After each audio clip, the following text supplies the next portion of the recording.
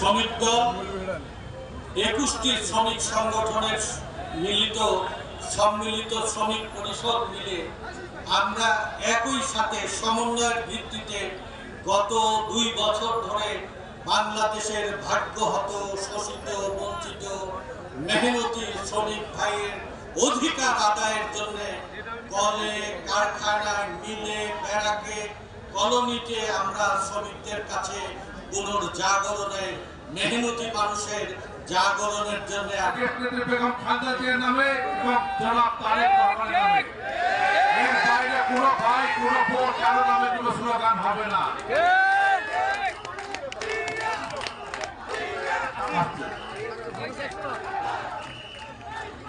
আজকে আমাদের যে সমাবেশ, এই সমাবেশটি কিন্তু সাধারণ কোনো সমাবেশ নয়। সারা দেশব্যাপীতে বিএনপি তথা দেশের বিরুদ্ধে ষড়যন্ত্র চলছে। বিভিন্ন কলকারখানা বন্ধ করে দেওয়া হচ্ছে, বিভিন্ন কলকারখানায় চাঁদাবাজি হচ্ছে, জোটের ব্যবসা করতে যে সকলের সহযোগিতা প্রয়োজন।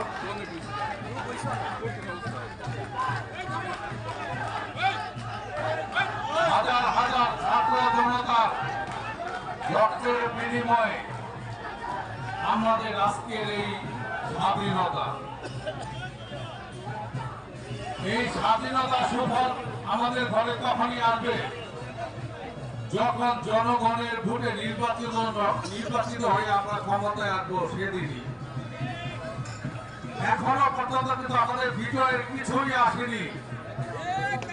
এই বিজয় শুরু হওয়ার আগে যদি আমরা হানাহানি শুরু করে দিই, আমরা অশান্তি পরিবেশ বন্ধ না করে নিজেরাই অশান্তি করতে চাই, তাহলে কিন্তু আমাদের চূড়ান্ত লক্ষ্যে পৌঁছানো সম্ভব হবে না।